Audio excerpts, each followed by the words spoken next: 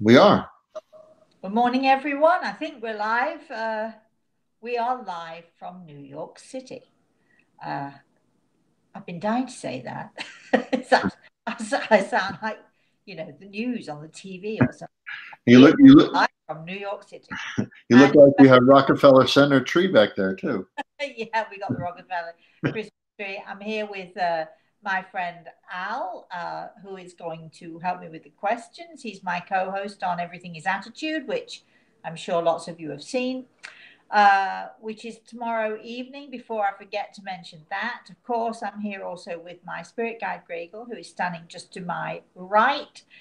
And we're going to keep our fingers crossed. I hope there are no glitches because we are doing this in a very different way than we usually do. And I'm on my iPad, believe it or not. The Christmas tree in the background. I came in late last night. My plane was delayed. Then it wasn't delayed. Then it was delayed again. And then it wasn't delayed. And then it was delayed. And this was going back and forth in the airport in Sarasota Airport in Florida. We finally got on the plane. Torrential rain, but I was so shocked when I got into New York because I thought it was going to be really cold, especially after Florida weather. But actually, it isn't cold. It's 47 degrees, I think, here today. I don't know what it is there with you, Al. What is it there with you? It's cool now, but it's going to get to close to 60 today, so we're Oh, looking forward to very nice, very nice. Nice and spring-like. Anyway, I'm here. I've got the Christmas tree. I'm at my daughter's home and we're getting ready for Christmas. There are one or two parcels under the tree. And something happened that was like amazing. I have an amazing story to tell. So I brought a small gift for my grandson from my friend Mary Lou. I put it in my bag. She said, "Can you just tuck it in your bag?" Well, so I tucked it in my bag. Well, I got here. I woke up this morning. The most amazing thing happened. We have the elf on the shelf in this house. We call our elf Alpha. That's his name. Somehow, the gift that Mary Lou sent got out of my bag and under the Christmas tree. Al, it's magic. It's Christmas magic. And Reese came into the living room and he saw the gift and he came running back into me and he said, "Mosey, there's a gift under the tree and it's for me. It says to Reese." And I said, "But that shouldn't be under the tree. It was in my bag." And we decided it must have been the elf. It must have been Alpha who put it under the tree. So already the magic of Christmas is happening in this house. Isn't this exciting? Shall we go? Shall we?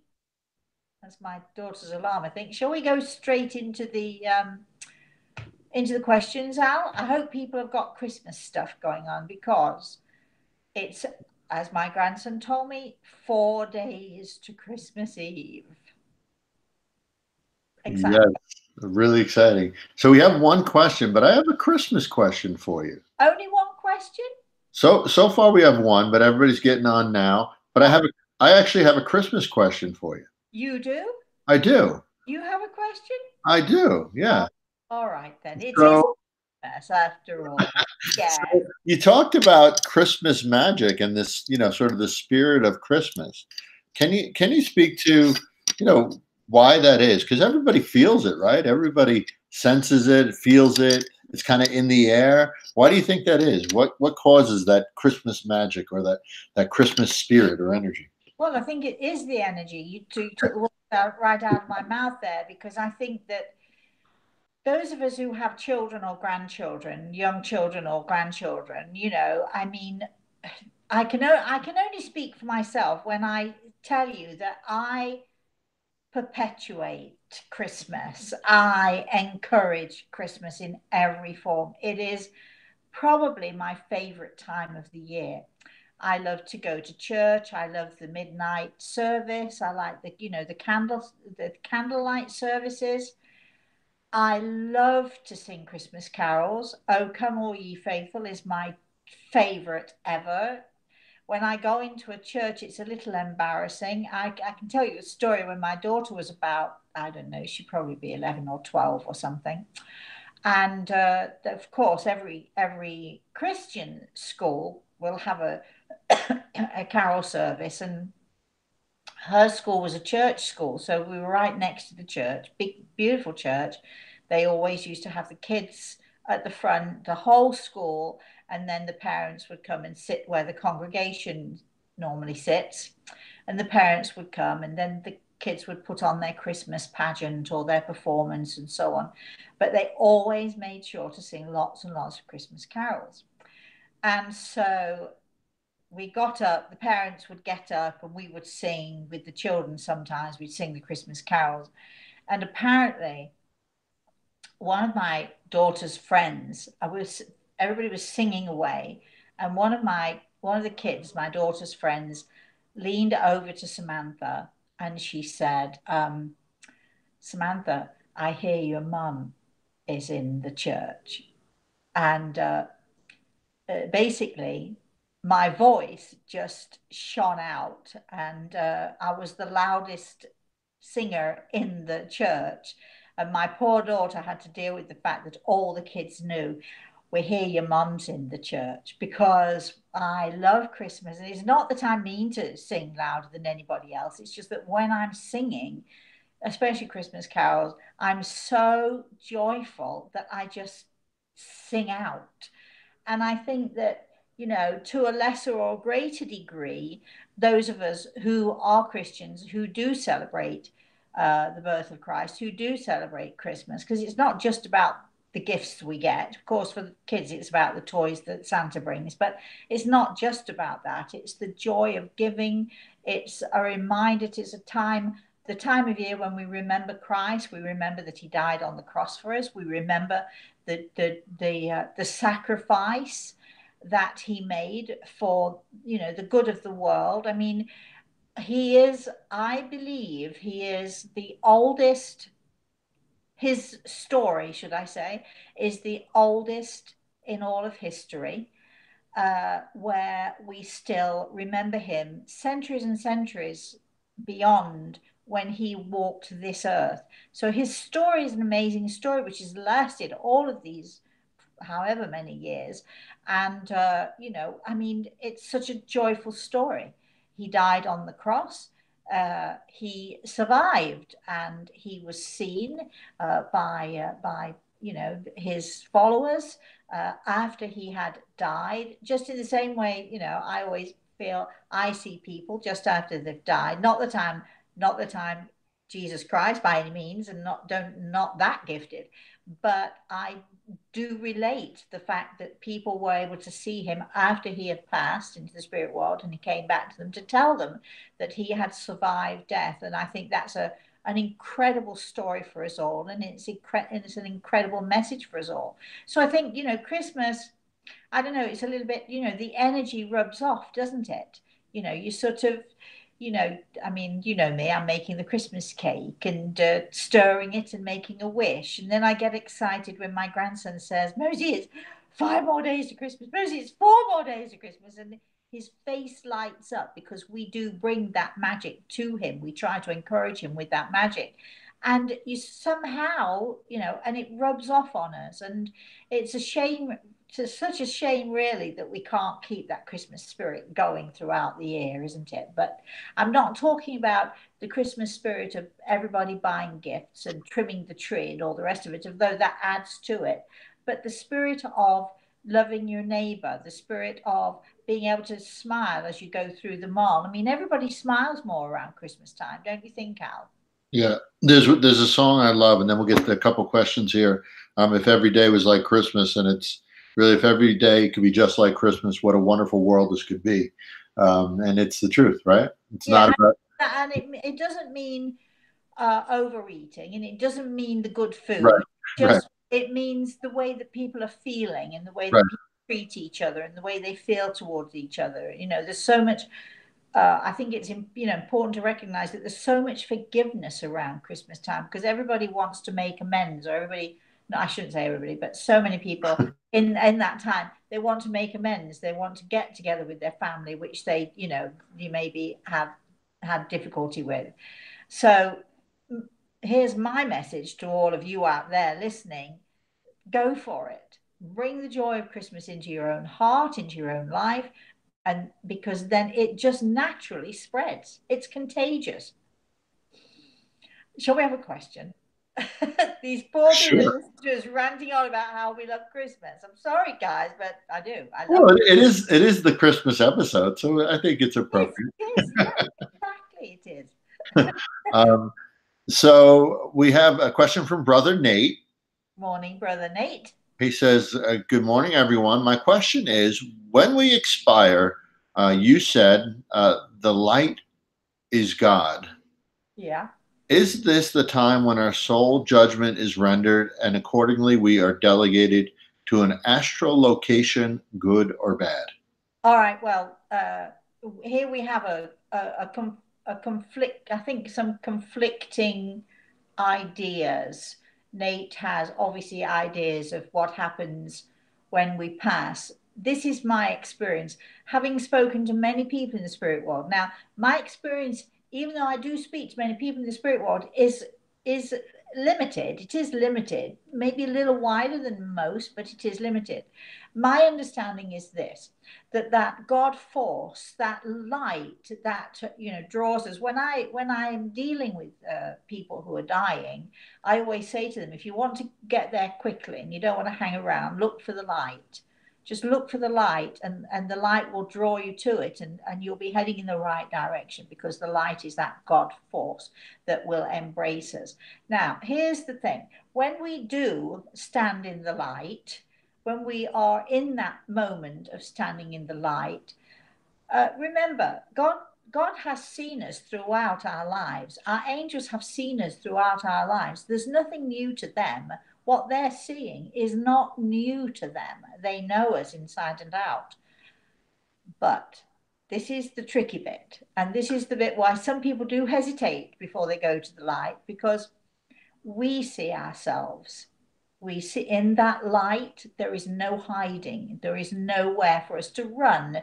We see ourselves as we truly, really are. We see the good and the bad. We see all of the things that we have done that are good things, and we see the things about ourselves that are not so good. And we see because we become then enlightened. We're standing in the light, so we become enlightened. And so what we see is the effect that our lives have had on others. So we see how we have impacted other people, how what we have done and who we are and what we have said impacts on those around us. We see the effects that we've had on other people, which for all of us, for everyone here, none of us is perfect. So, we're going to see some stuff which, is not so good. And we might, see that we were harsh when we could have been kind, that we were mean when we could have been gentle. We see, and we see it, and there's no escaping it, because the light shows us who we really are. There is no hiding from that.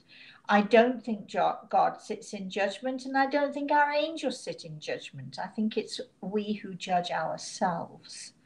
And of course, we are the harshest critics of ourselves when we are, it's like looking in the mirror, but it's like looking in the mirror of our life, of all of those things that have happened while we have been on this earth, and the kind of people that we have been, gentle or kind or so on. But the good news is this: when we see those things about ourselves which aren't so nice, and I think I told a story a few weeks ago about when I said something that to my dying day and beyond I will regret, saying something to my father which I know hurt him so badly. It was a small thing. It might be a small thing to other people. I think I mentioned this story, and I said to him, we were talking about the fact that I'd been ill all of my life with my kidney issues and what have you. And I looked at him and I said, and I didn't, when I said it, I didn't actually mean to be critical or mean or anything. It just popped out of my mouth. And if I could have taken it back instantly, I would have done. And I said to him, yes, and all the times you beat me. And as I said it to him, I saw the pain in his eyes. I hurt him very badly. Some people would say, well, yeah, well, he beat you, so he deserves it. No, no, no. That's not the point. The point is that I was no better than he, maybe worse than he. I should, I didn't want to hurt him, and to my dying day, and beyond, I will regret it. So when I come into the light, and there I am into the light, things like that, things that we say, things that we do, the effect that we have on other people, whether deliberately or whether not, we see ourselves as we really are, and then we have a choice. We make a decision. Do we want to better ourselves? Do we want to improve on that? Do we want to learn to be more kind? Do we want to learn to be a better? Or do we want to just shrug our shoulders and say, oh, well, too bad? Because then if you do that, then you're denying growth. But if you say, well, I'd like to be better, because I know, having said that to my father, I'd really like to be better in that area, then you go forward and you go into the light. I don't necessarily believe in all these astral planes and all that, sent here or sent there. At some point, after we've been there for a while, we have choices. We have the choices. We are given choices, where to go, what next to learn, how to improve ourselves, or otherwise. So we are the ones given the choice. So I do not believe in that God who is going to, wave the big stick and say, right, you did this and this, and so therefore you're bound to, some vague astral plane where and so with Nate, our views are a little different, because I know that there are people out there who believe that God judges us when we die. I will not be a person who trembles on my deathbed, because I trust that God will embrace me. I trust that my angels will embrace me. And whatever I can improve upon, I'll try to improve upon. Whatever I did wrong, I know that I will be forgiven, and embraced and accepted, because we are all imperfect beings. Anyway, let's have another question. I feel as if didn't mean to sort of lecture or go off there, but I do think it's important that people, when they're at the point of, dying, that they're not afraid. And I see so many people who are afraid of the repercussions of their lives. Don't be afraid. Be brave, and know that God and our angels will be there for us and helping us, not condemning us.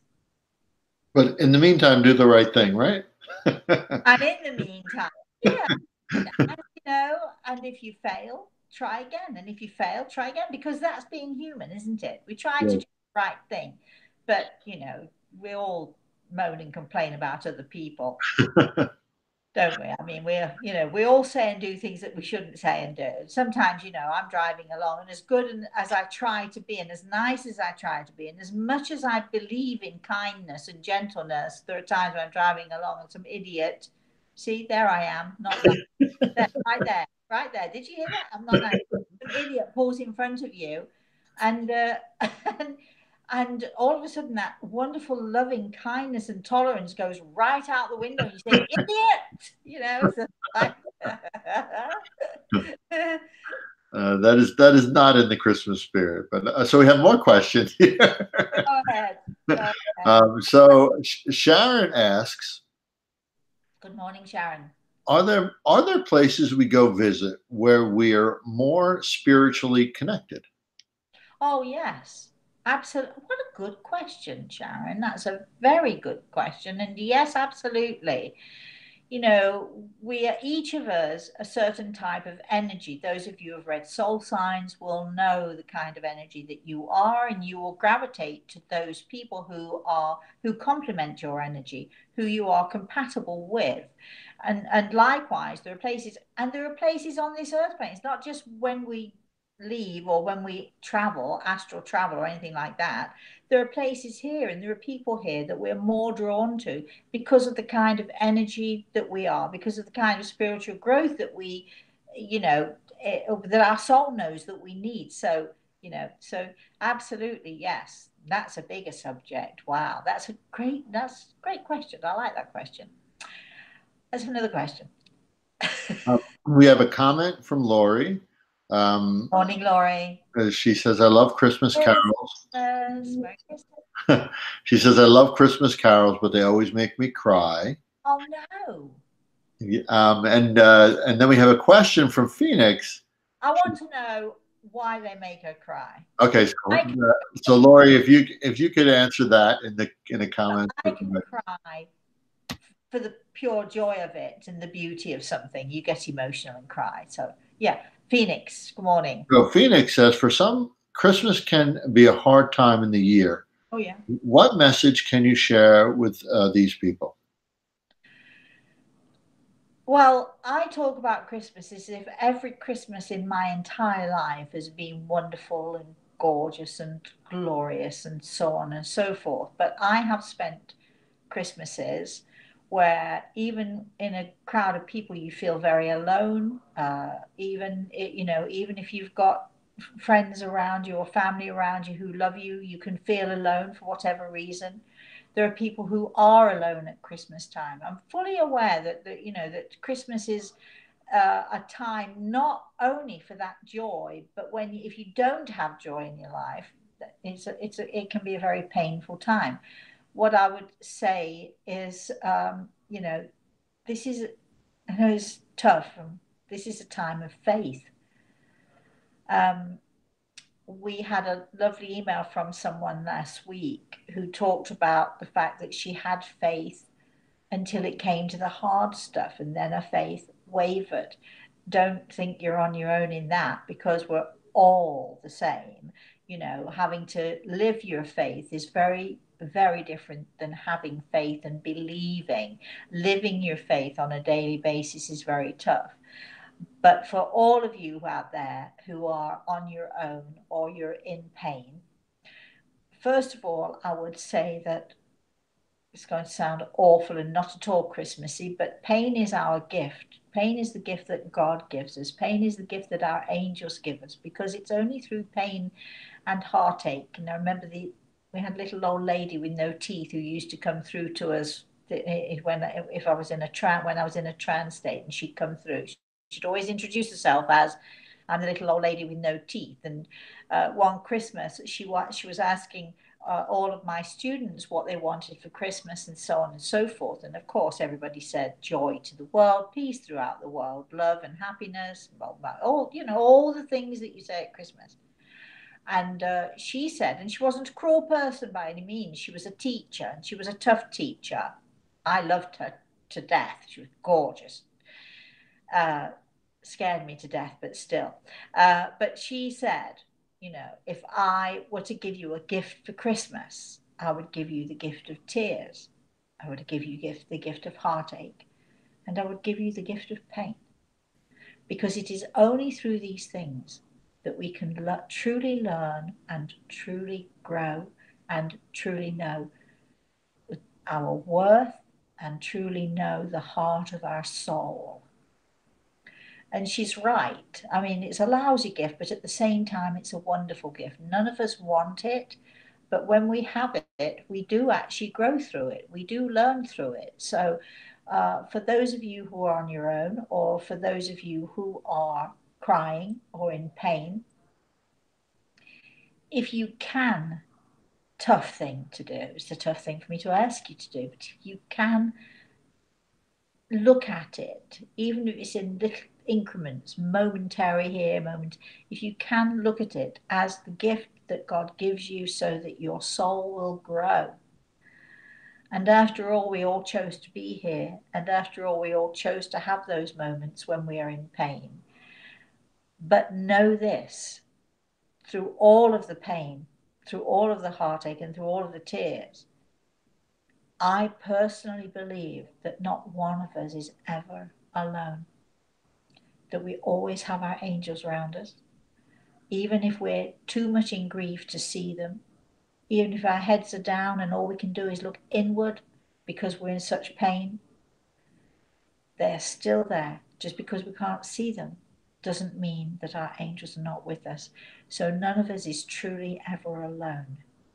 And I think, just if you can all, those of you who are suffering and going through this awful time, if you, whether it's Christmas or not, if you can just hold on to that and know that God helps us through these times, and He really helps us to somehow, when you're going through such pain, sometimes I wonder with people, I wonder when people lose their children in such awful circumstances, and I wonder how on earth do they get out of bed in the morning. But I believe also that God never gives us anything that we cannot handle. Let's have our next question. Miguel asks, Morning, Miguel. he first asked what happens when someone dies, but then clarified what happens when a baby dies. Well, you have to remember that we're talking about the soul. It's not so much the physical. Of course, it is with those who are still here on this earth plane, and we only see the physical. We only know the physical. But the soul survives, and sometimes that child will remain a child, will choose to remain a child, and sometimes that child will decide that they want to grow, especially if they have siblings here.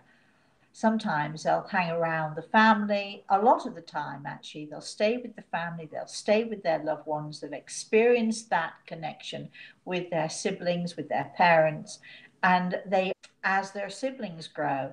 I think I told a story a while ago about a set of twins. He died when he was, when he was 4 days old, but his twin sister survived, and he grew with her. When I saw him, he was in his 40s or 50, late 40s or early 50s when I saw him. And so he chose to grow with his twin. So when I saw him in pretty much the same way that I saw her. So again, it's a choice. Remember, when we pass into the spirit world, we have choices. Hope that's a good answer for him. Let's have another question. Prol 111, I think it's Prol or Prole. Good morning, Prol. I should call you Proe. It's a personal question, but I'll let you handle it. Knock yourself out there. Go it is. Is it very positive for me to be moving to St. Pete in the next few months? FYI, I work with Robert Mansell. Thanks. Happy New Year. Well, this is a personal question. I was just thinking of Robert just the other day. I was kicking myself because I was in England at this part of the year, and I was kicking myself because I thought it just popped out of the blue just a few days ago. Literally, I thought I should have visited Robert. This young lady needs to email me and tell me where she is and what she's doing with Robert. I love Robert, and he loves my salmon en croûte, I must tell you. Is it positive? I can't see that there would be a negative in moving to St. Pete for anyone because it's a glorious place to be. But I'd love to hear more from this lady, and with a proper name, that would be great. Email me, Rosemary at rosemaryaltea.com. Let's have another question. Mary asks, morning, Mary. You described my father, who passed last year, as a lovely man with sparkly eyes. To me, that's magical. Is there a meaning behind his sparkly eyes? Oh, such joy. When did I do it? I don't see. I never remember what I. Well, that's not true. I rarely remember. But when I describe someone as sparkling eyes or twinkling eyes, it means that they have a wonderful sense of humor and a wonderful sense of loving and caring. That's what I see because I think that the eyes are the mirror to the soul. So that's it. So I think you should love the fact that he has these lovely sparkly eyes. Next question now. So we have people tell me I've got sparkly eyes. Do you think I've got sparkly eyes? Of course you have sparkly eyes. Go on. Even if I didn't think so, but I do. Even if I didn't think so, I really couldn't say you don't have sparkly eyes, could Moving on. Moving on. So we have Lori has a question. Morning, Laurie. How is time different from here? I've read stories where people that are gone for mere minutes but seem longer. Or time is very different here than it is in the spirit world. Uh, you might say it's linear time. It almost seems as if we're sort of on a parallel time, but we're really not.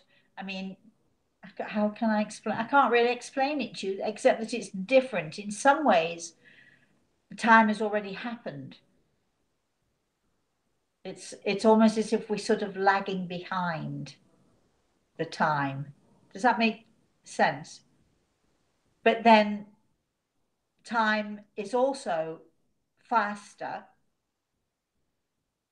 but it can be slower. I'm not making myself clear, am I? But just know that time is it's a very different concept. Time is a very different concept. Here we've got the 24-hour clock. Was just talking to my darling boy this morning while he was eating his breakfast, and we were looking at the time it's going to take for him to get ready to get to school. And he was saying to me, it goes very slowly. The seconds go really fast, but the minutes go very slowly. And we we're talking about, yes, but when you take your eyes off the clock and you're having fun, all of a sudden the time has gone very quickly. So to a child who's playing, time goes fast. But they say, and it's true, the older you get, probably the less you have to do. Time slows, and life can become very boring because all of a sudden time slows. So the concept of time, even on this earth plane, is different for everyone. Certainly different for children than it is for adults. So the concept of time in the spirit world is sort of very different.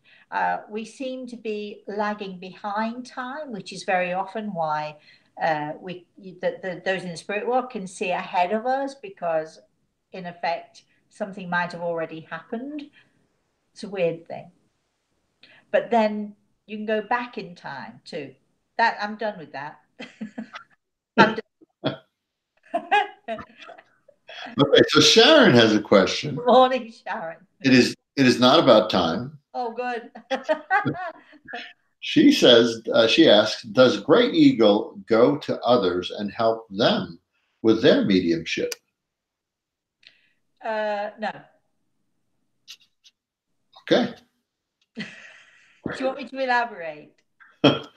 um, if you'd like to. No.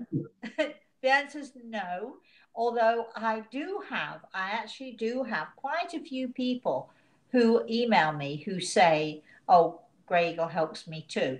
And if you believe that, and if it works for you, that works for me too. I'm not to say, who am I to say? But Greg and I, he's going to answer this. He says we are joined. He and I, we are joined at the hip. He goes nowhere.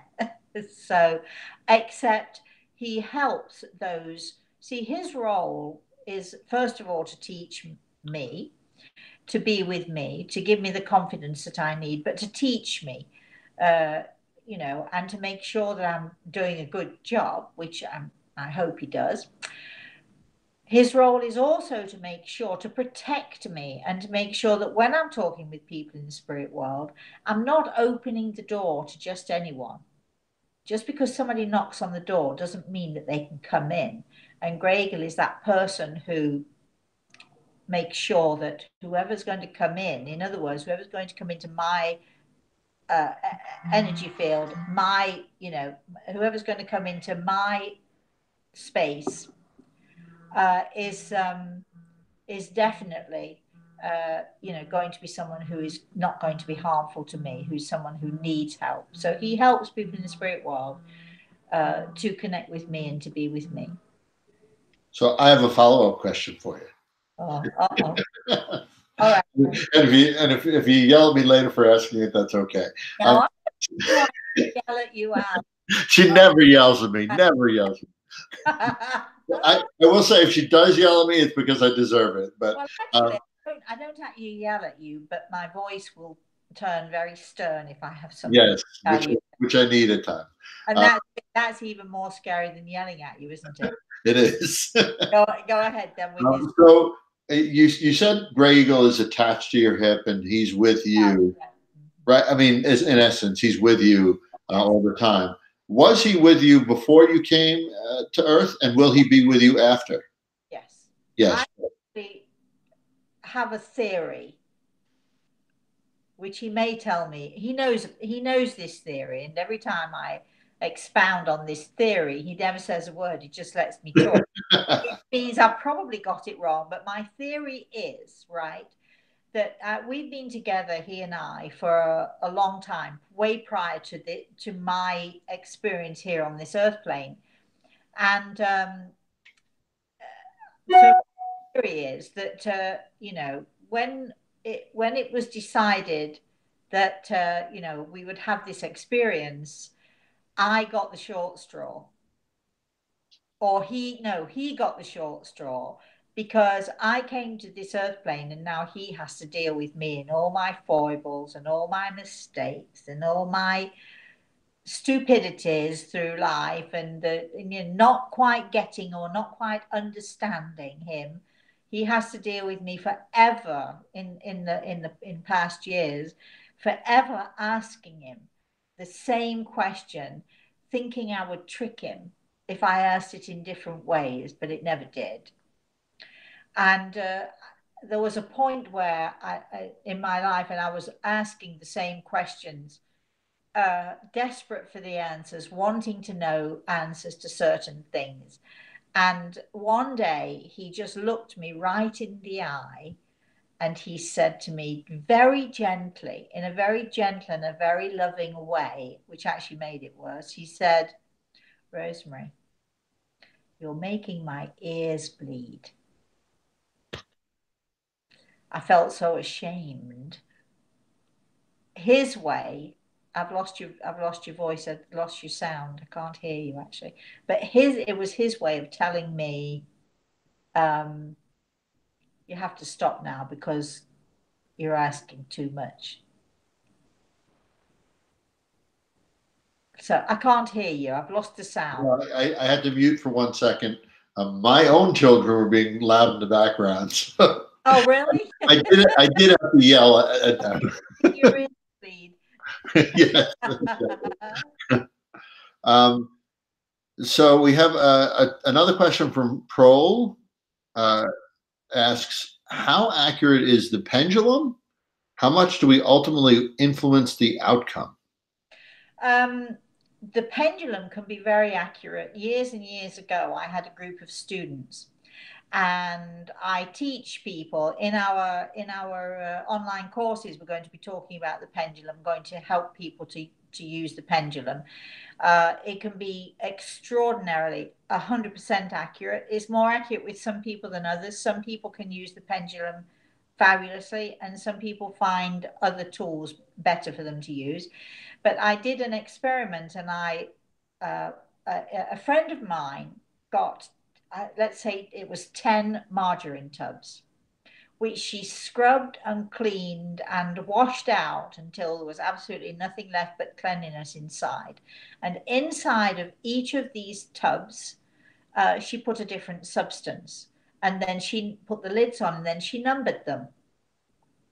And we had I helped to devise, obviously she did the work of cleaning out the tubs, but then I devised this thing where we had questions, certain questions, and one of the questions was, is the substance in this tub good for me, healthy for me, or not?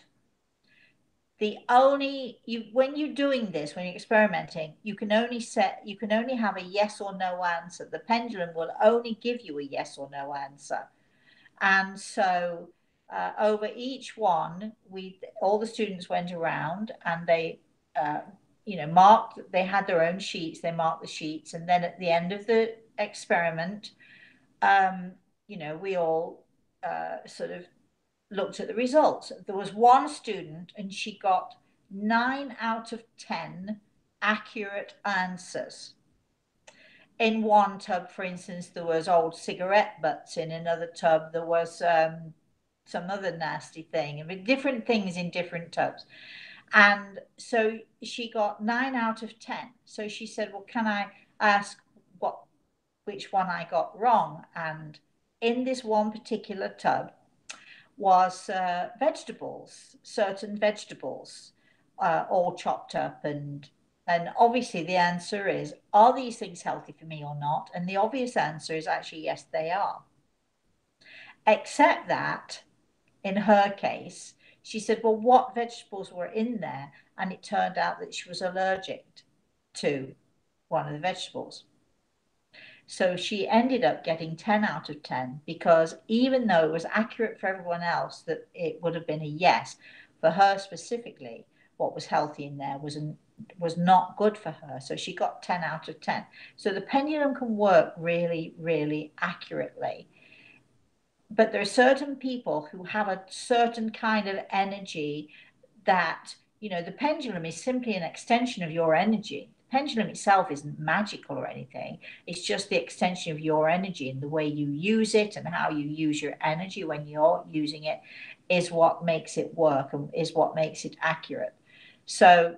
But it's fun, and it's fun to experiment. It's like dowsing. Some people are great dowsers and some people can't do it to save their lives. But it's all about energy, and it's about your energy extending through the pendulum. That's my answer to that one. Another question? Sure. Dean, a couple comments. Dean just joined in. They're talking about Christmas cake, and Dean says he's been sniffing his Christmas cake, I guess, smelling it. I've told him to stop putting the brandy in his Christmas cake, because it's going to end up Christmas pudding, not Christmas cake. We're putting so much brandy in this cake.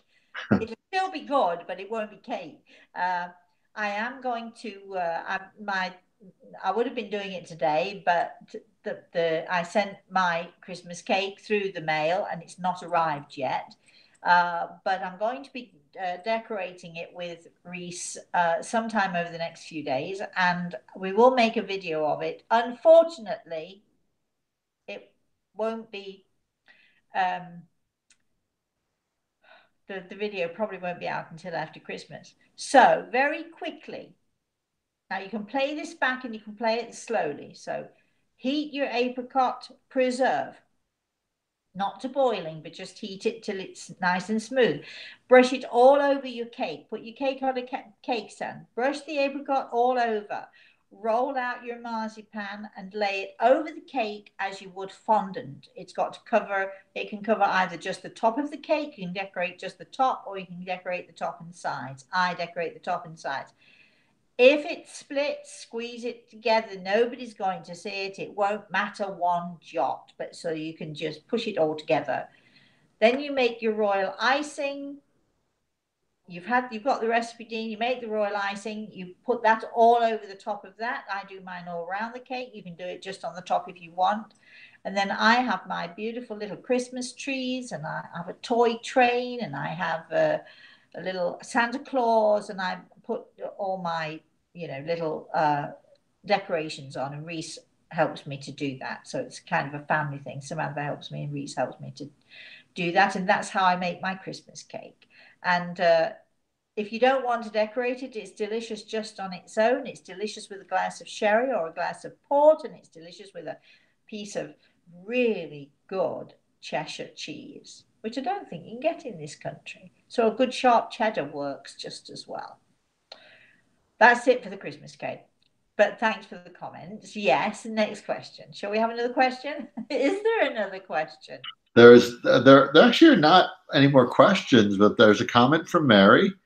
Mary says, Merry Christmas. In Mass last Sunday, the reading reminded me of Great Eagle.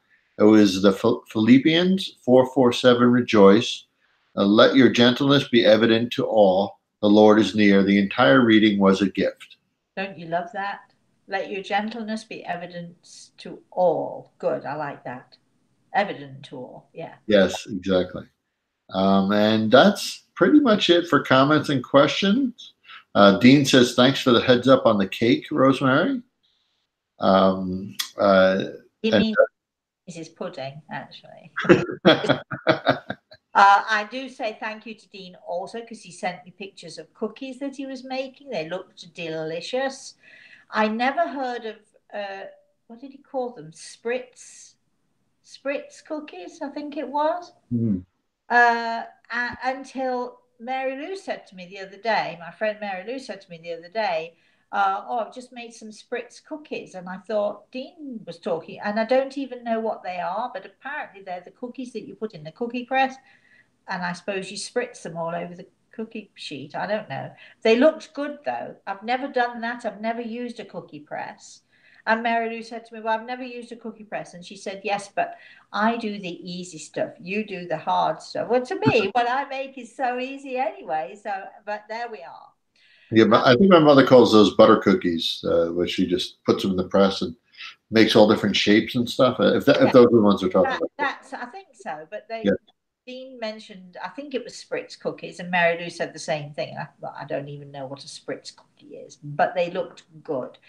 I know that all of you are celebrating Christmas baking up a storm, or maybe you're going to somebody else's house and that somebody else is baking up a storm just for you. So that sounds good too. We don't have to kill ourselves over Christmas, do we?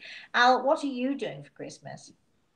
Well, we are definitely going to bake. We I think it's probably our favorite part: baking cookies and different cakes and pies and all sorts of things like that. Eating them, of course, is always good. Yes, in moderation.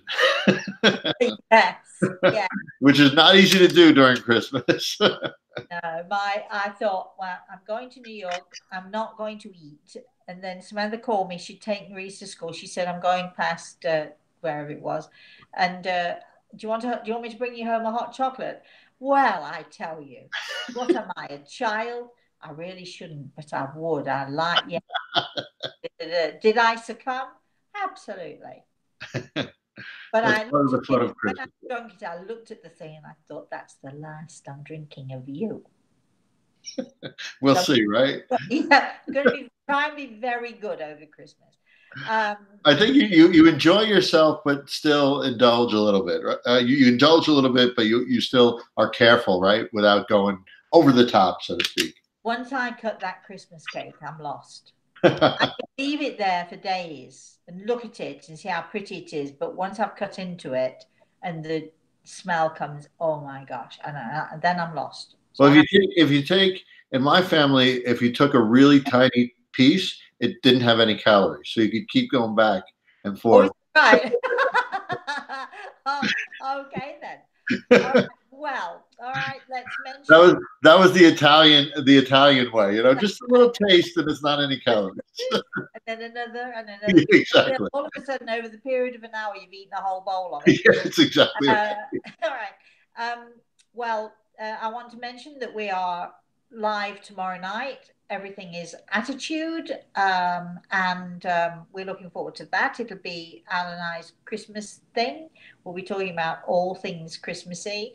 Actually, not all things Christmassy. We're going to be talking about how why some people are successful and others are not, how it's so easy to say, well, I'll go on that diet, or I'll exercise, or I'll meditate, and then we never do it. And it's really all about discipline. So we're going to chat about discipline, and I'll be giving you some little tips on how you can produce the discipline you need to do all those wonderful things you'd like to do. So that's what we're going to be talking about tomorrow. We have a guest on that too, right, Rosemary? Tomorrow? Well, apparently, no. We don't. Okay. We were going to. We still might. Okay. But he wanted to, but it might be the following week. But I'm not even sure we're doing one the following week. I know that this next week we will not be doing it because it's Christmas, and it'll be. Are we doing it this? What are we doing? I think what we said, we're going to skip between Christmas and New Year, right? Yeah. So we're taking a break. So it's Christmas, and you know, if we get a chance, if I get a chance to go ice skating with my grandson, I'm sorry, but YouTube has to just take a second. So we are Rightly so. a break between Christmas and New Year, but we will be here, you know, the sort of the week after after New Year. So we'll take that week off between Christmas and New Year, and then we'll be back. You know, For so both shows. For both shows, we're taking that week off, correct? yes, we are Yeah. taking that week off. We're taking next week off, and then it'll be New Year, but then we'll be back then after New Year, and Yep. the first week in New Year, we'll be back. So in the meantime, all of you out there, please remember your neighbors, remember friends who are on their own. Remember, you know, if you know of someone who's on their own and they've got nowhere else to go, just spare a little thought for them. If you don't want them in your house, that's okay, but maybe you could visit them for a half an hour or an hour or something and just make that time special for them. Remember the joy of Christmas is, and the spirit of Christmas is about giving, but we're not talking monetary gifts. We're talking, you know, giving of yourself, giving of your love, giving of your time, giving of your gentleness. So Al, I wish you a very, very, very Merry Christmas. And I wish all of you out there the same joy that I know that I have, even being here today. I have such joy. I got out of the taxi last night.